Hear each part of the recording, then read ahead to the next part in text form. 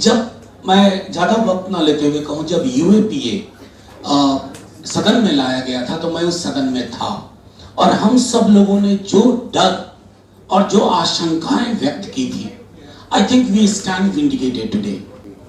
लोग लड़ाई लड़ रहे हैं सदन में भी, सड़क में भी, लेकिन आजादी का 75वां वर्ष इस देश का सबसे डरावना वर्ष रहा है।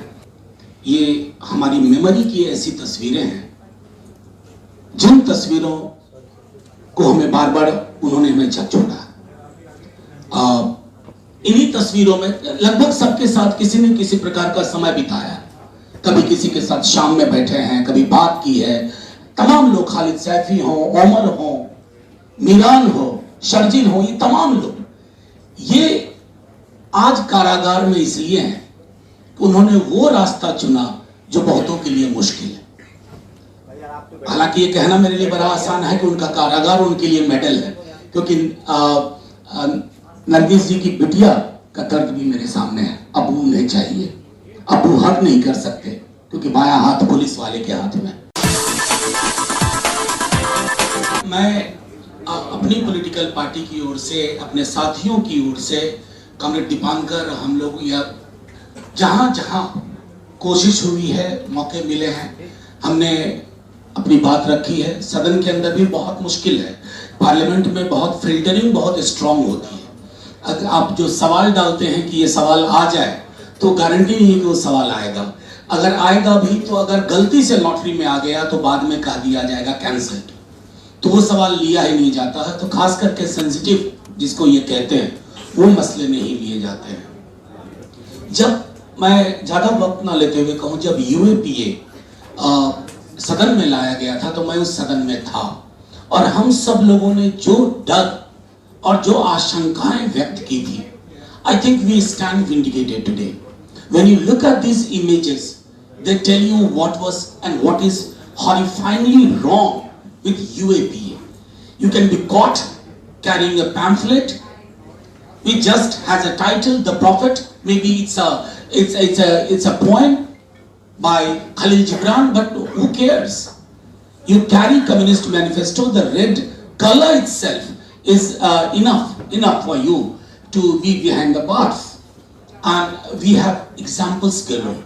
मैं सिर्फ ये कहना चाहता हूँ कि जो नरगिस जी ने कहा है ना, पिक अप फ्रॉम देयर, बेल हालात ऐसे हो गए हैं ना, एक इंसान को एक केस में बेल होती है और हम उम्मीद से देखने लगते हैं अच्छा आज वो बाहर आ जाएगा।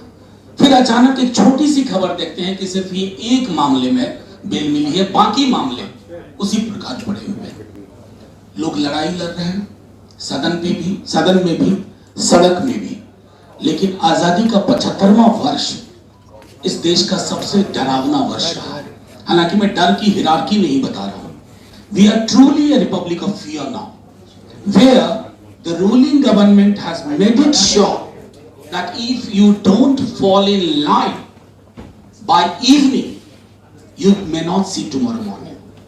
अभी तक मेंबर्स ऑफ पार्लियामेंट कुछ प्रिविलेजेस की वजह से बचे पड़े हैं, लेकिन हाल में भी जो हमने चीजें देखी हैं सदन के अंदर, शायद वो बहुत दूर नहीं है जब ये मुश्किल होगा कि आप कब तक महफूज हैं, कब तक सुरक्षित हैं।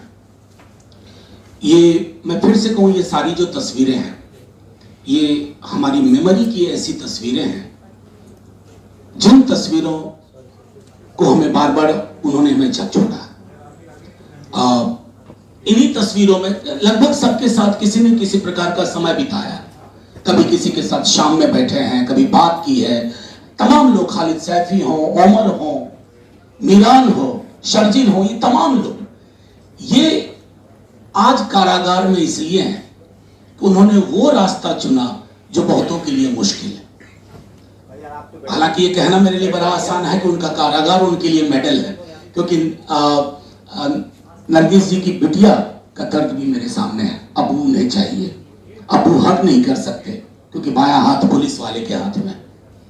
तो मैं सिर्फ इतना कह करके अपनी बात खत्म कर रहा हूं कि इस लड़ाई में count us in, whatever comes we shall never disappoint you.